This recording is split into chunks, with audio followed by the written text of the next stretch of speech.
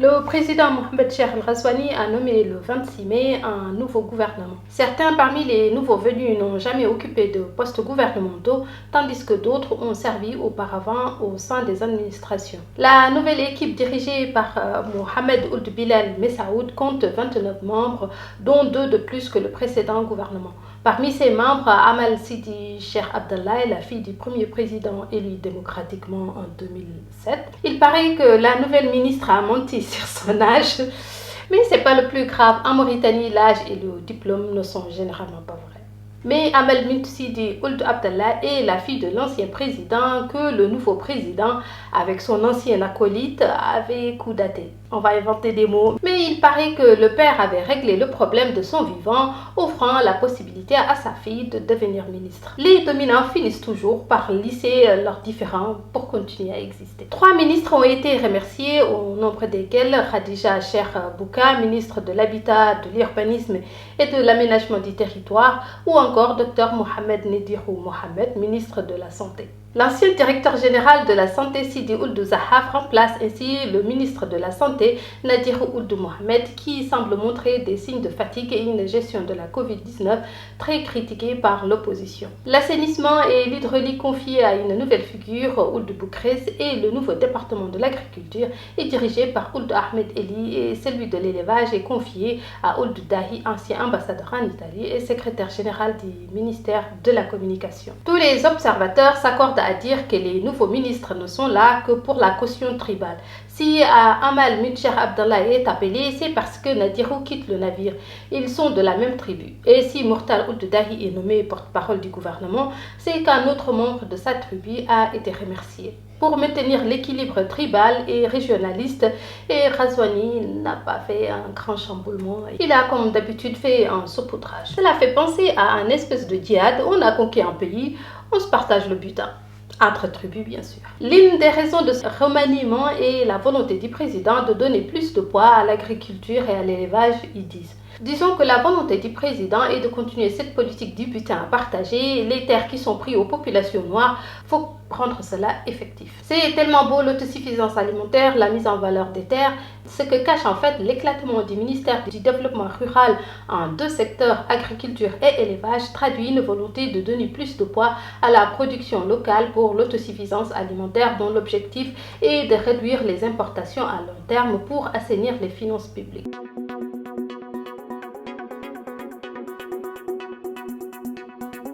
Le ministre mauritanien du développement rural est revenu pour la 2e fois à Rosso cette fin de semaine pour mettre en avant l'expansion des surfaces agricoles du pays et encourager les investisseurs à contribuer à l'autosuffisance alimentaire. Ce condensé de la politique agricole du gouvernement dans la capitale du Trarza est considéré par les observateurs comme une avancée dans l'accaparement des terres agricoles de la vallée au profit des investisseurs. Cela inquiète les observateurs qui ne s'attendent plus à un recul du gouvernement, même face à la dynamique de revendication d'anciens et de nouveaux propriétaires terriens dans la vallée. Quand on parlait du butin de guerre qu'on saupoudre de volonté de développer ou d'assurer l'autosuffisance alimentaire, c'est déjà toujours s'engouffrer dans des concepts bons à la base pour toujours continuer à spolier les populations noires. Je vous l'ai déjà dit que ce système se sert toujours de n'importe quoi pour se perpétuer. Il n'y a que la confrontation qui peut les stopper. L'adoption des conventions internationales ou des concepts de développement ou d'autonomie, d'autosuffisance ne sont que des moyens pour justifier, enrober leur idéologie. Donnez-leur un sein, ils le transformeront en démon. Je crois que je l'ai déjà dit.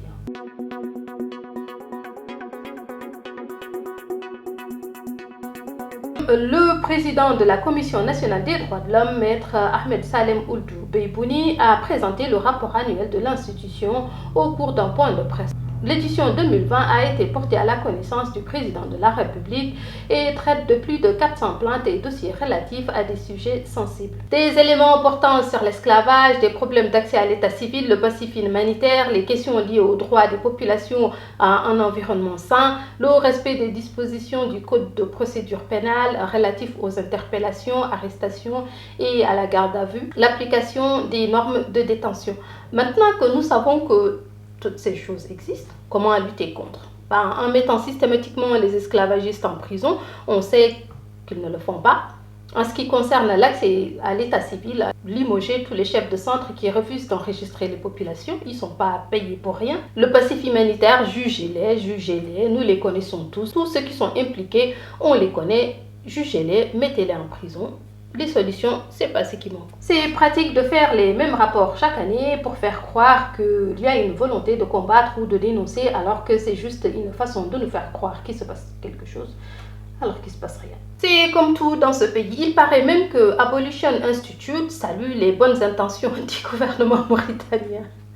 Au terme d'une visite en Mauritanie effectuée du 17 au 22 mai, une délégation anti-esclavagiste américaine, Abolition Institute, a salué les bonnes intentions et garanties fournies par le gouvernement mauritanien à propos de l'application des peines contre les auteurs de crimes d'esclavage, des dossiers pendant devant les juridictions. À propos des difficultés d'enrôlement des populations, le représentant a annoncé que le ministre de l'Intérieur leur a déclaré que tous les Mauritaniens seront enrôlés en l'espace de 2 ans.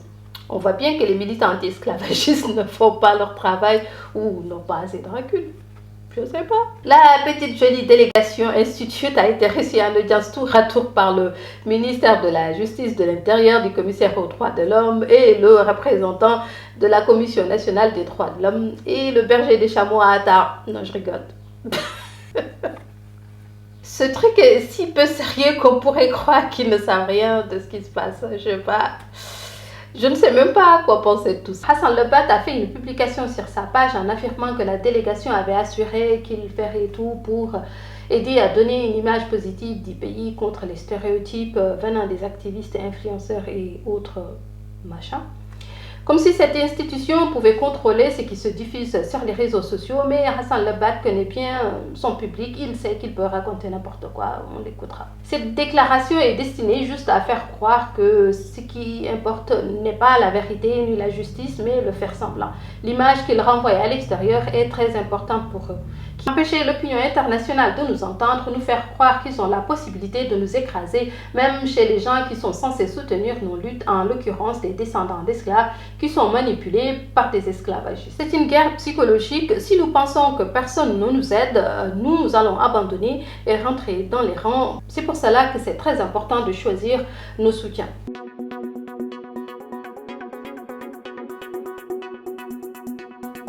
Notre première dame est née en 1980. Entre elle et son mari, il y a plus de 20 ans de différence d'âge. Ils sont tous deux d'une famille de privilégiés. Ils sont de même milieu social. Elle a eu une vie de privilégiée. Elle a étudié dans des grandes écoles où son père était en poste. Elle a fait une école de médecine dentaire et c'était l'époque où les dentistes avaient la cote et s'enrichissaient en arrachant des dents saines et les remplaçant par de fausses dents. De vraies bouchées. Bref, c'est pas le sujet. Pardon, excusez-moi les dentistes. Donc je pourrais continuer comme ça à faire l'éloge peu subtil qu'a voulu faire la journaliste de Jeune Afrique sur la première dame. Un article destiné à donner un peu de relief à la première dame. Cela aurait pu s'arrêter là. C'est juste Jeune Afrique, hein. Faut pas s'attendre à un truc phénoménal. Mais il se trouve qu'on a essayé de faire passer la première dame comme un modèle de réussite pour les jeunes filles mauritaniennes. Et là, ça devient mon problème. Pour être un modèle, il faut partir de la situation d'une Mauritanienne de base qui se bat avec les mêmes armes pour réussir, ce qui n'est pas le cas de la première dame. On a vu que les gens comme son papa ne courent pas les rues de Nouakchott. Quand elle a eu un enfant autiste, elle faisait des allers-retours entre Nouakchott et l'hôpital Necker de Paris. Quel couple mauritanien a un tel avantage? Nous, nos enfants meurent dans les couloirs de l'hôpital national entre une fuite d'eau et un nid de cafards avec des médecins qui refusent de soigner tant qu'ils ne sont pas payés. D'ailleurs, qui a eu le privilège de faire des diagnostics de l'autisme en Mauritanie? Quasi personne. On nous dit que c'est la volonté d'Allah, qu'il faut l'accepter. Alors quand on met en avant le soufisme de cette famille, je m'interroge où alors la volonté d'Allah c'est juste pour les pauvres. Alors l'article nous dit que la pauvre première dame a dû se résoudre à s'installer aux États-Unis pour pouvoir avoir un diagnostic de son enfant. Quel Mauritanien peut faire ça? On pourrait s'interroger aussi sur les moyens. Son mari était à l'époque chef d'état-major. Mais ce n'est pas tout. Notre première dame est embauchée à l'ambassade de Mauritanie des États-Unis comme conseillère. De dentiste à conseillère dans une ambassade, fallait être la fille de quelqu'un ou la femme de quelqu'un. Puis comment elle a réussi à décrocher ce job qui tombe à pic?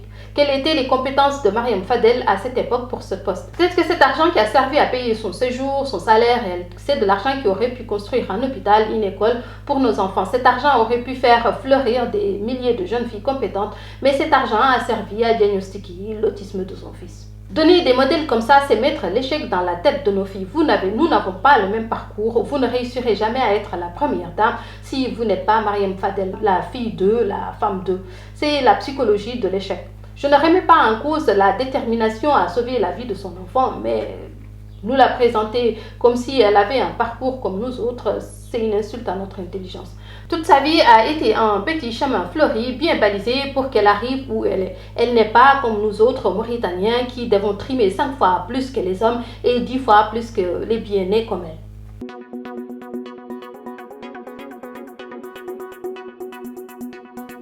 Face à la fatwa de l'imam de la grande mosquée de Nouakchott, Ahmed Ould Mrabet Ould Habib Rahman, dans l'affaire de l'héritage d'un ancien esclave, dont le jugement montre clairement la reconnaissance par l'imam de la légitimité de la pratique de l'esclavage. La Fondation Sahel a réitéré son indignation et son refus catégorique du jugement raciste et humiliant prononcé par Ould Habibou. Elle a fait appel aux autorités pour établir les vrais héritiers dans leurs droits, dans la mesure où l'esclavage qui a servi de base à ce jugement est un crime contre l'humanité selon la loi fondamentale de la République. Moi j'adore ce pays, il vient de convaincre une institution anti-esclavagiste que la Mauritanie est clean comme un nouveau-né, en même temps qu'un moufti confirme l'esclavage dans la République sans être inquiété. Ils sont forts, hein. Ils sont vraiment très forts.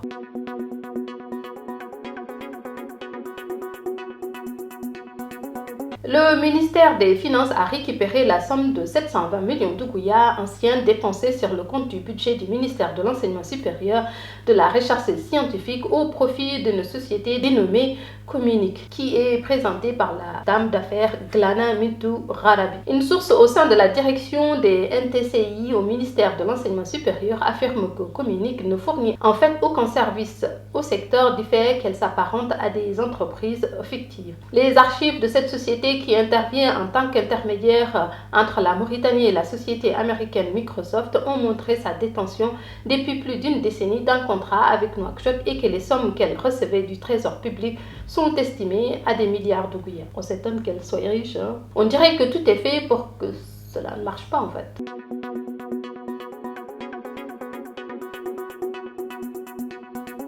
À l'international, la France qualifie ce qui se passe au Mali de coup d'État inacceptable pour l'Union européenne et Macron veut faire des sanctions ciblées. Nous sommes les enfants de la France, on fait des bêtises, elle va nous punir. C'est comme ça. L'homme fort du pouvoir malien, le colonel Assimi Goïta, a indiqué mardi avoir déchargé de leurs prérogatives le président et le premier ministre de la transition, coupables selon lui de tentatives de sabotage dans ce qui s'apparente à un deuxième putsch en 9 mois. Le colonel Goïta a reproché au président Bandaou et au premier ministre Mourtaouane d'avoir formé un nouveau gouvernement sans le consulter, bien qu'il soit en charge de la défense et de la sécurité, domaines cruciaux dans le pays sahélien en plein tourment. Les dirigeants européens, évidemment, ont condamné avec la plus grande fermeté l'arrestation du président du Mali et de son premier ministre, d'après les déclarations d'Emmanuel Macron issues du sommet européen. La France a demandé une réunion d'urgence au Conseil de sécurité de l'ONU. Est-ce que quelqu'un peut dire à la France qu'ils ne sont pas les tuteurs des Africains? On dirait qu'ils ne se cachent même plus dans leur attitude à considérer le Mali comme une colonie. Quand même, ils ont une armée là-bas, ils ont des droits. Bientôt, il y en a un qui va dire, mais enfin, c'est notre colonie, nous l'avons gagné au partage de Berlin, convention internationale, droit à la propriété privée, code noir. Nous ne savons pas que la colonisation féroce et visible pourrait reprendre et même que la chasse à l'esclave pourrait reprendre comme si de rien n'était. La MINUSMA, l'Union africaine, les États-Unis, le Royaume-Uni, l'Allemagne ont aussi condamné fermement la tentative de coup de force. Ils ont rejeté par avance tout fait accompli, y compris une éventuelle démission forcée des dirigeants arrêtés. Le secrétaire général de l'ONU, Antonio Guterres, a appelé lundi au calme au Mali, à la libération inconditionnelle de Ndao et de Wan. Au moins, on sait que l'Union africaine s'aligne sur l'Occident, l'Union africaine ou le panafricanisme colonial.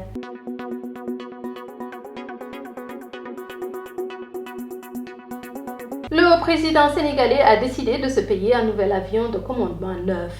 Il s'agit d'un Airbus A320 Neo dont le prix est de 108 millions de dollars US, soit 60 milliards de francs CFA. Le 18 mai dernier, le président Macky Sall était à Paris comme un des stars du sommet sur le financement des économies africaines pour demander l'annulation de la dette des pays pauvres, notamment de l'Afrique. Cette acquisition d'un avion neuf pour ses déplacements de sa famille et de ses collaborateurs est une insulte délibérée aux populations sénégalaises, lit-on dans la presse. Aux millions d'entre eux qui souffrent au quotidien des conséquences nées de la politique de malgouvernance publique. Un caprice de plus dans l'impressionnante liste de reniements que le président Sall s'échine chaque jour à épaissir au mépris de ses engagements initiaux. C'est tellement logique d'aller commander à la France l'annulation de sa dette et profiter en même temps pour s'offrir un avion. Marqué.